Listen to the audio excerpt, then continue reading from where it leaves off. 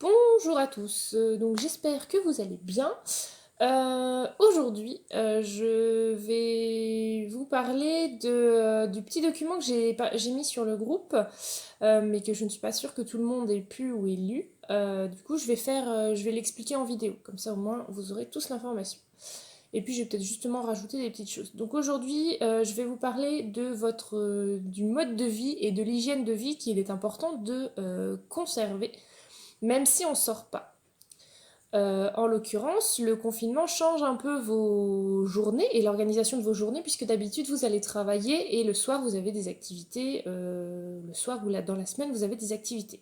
Tout s'est arrêté, le travail et les activités, et donc vous vous retrouvez sans rien.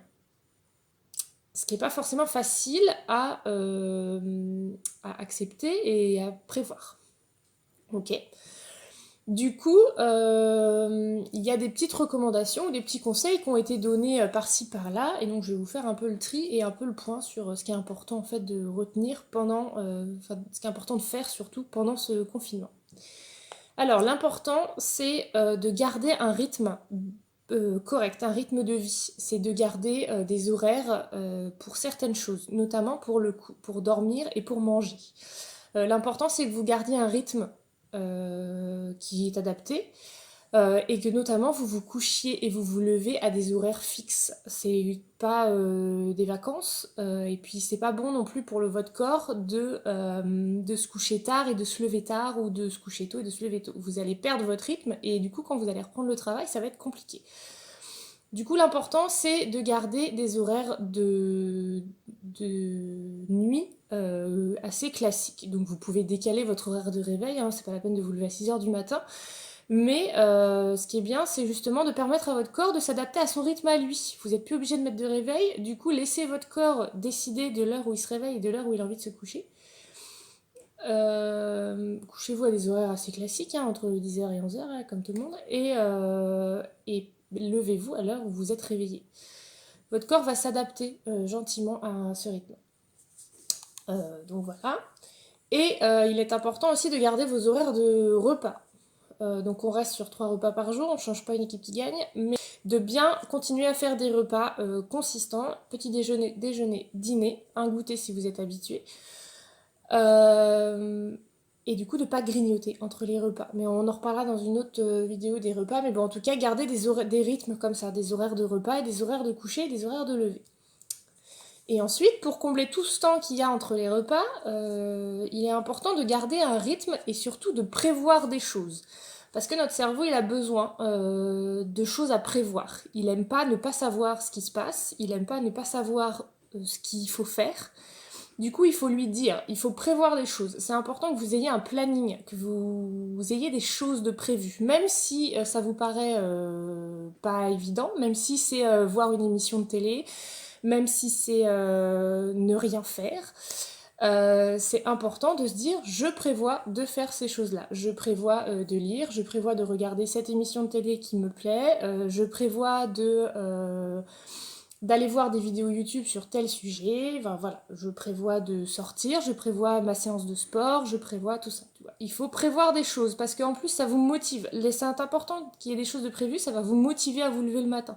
Si vous avez rien de prévu, votre cerveau il va se dire non, il est pas envie.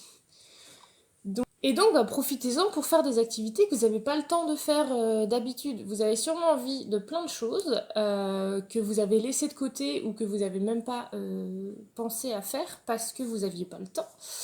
Mais là, du coup, vous avez le temps. Donc, pensez à des choses que vous auriez envie de faire ou envie d'apprendre. Surtout si vous avez Internet, c'est facile en ce moment d'avoir accès à des choses à apprendre, puisque, en plus, avec le confinement, il y a plein de choses qui sont devenues gratuites et qui n'étaient pas gratuites forcément.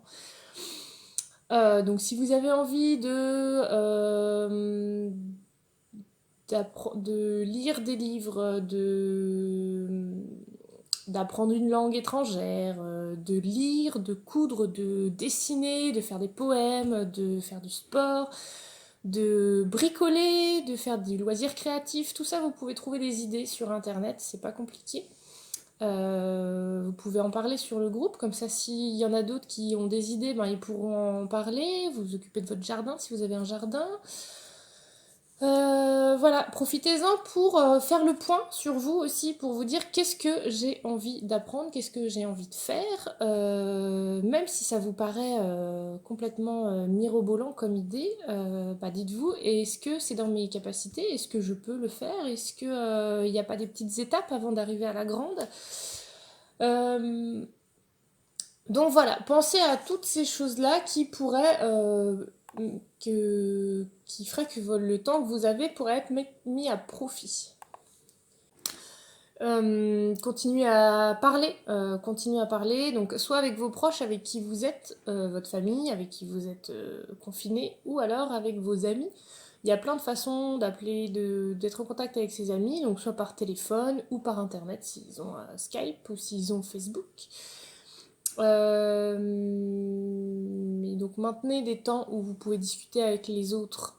Ça vous permet de garder le lien et ça vous permet aussi d'évacuer ce qui est important d'évacuer. Et donc du coup si vous êtes confiné avec votre famille, pensez à garder donc des temps avec la famille, les temps de repas notamment, où c'est des temps de partage, d'échange, mais gardez aussi des temps seuls, c'est important d'avoir ces temps à soi.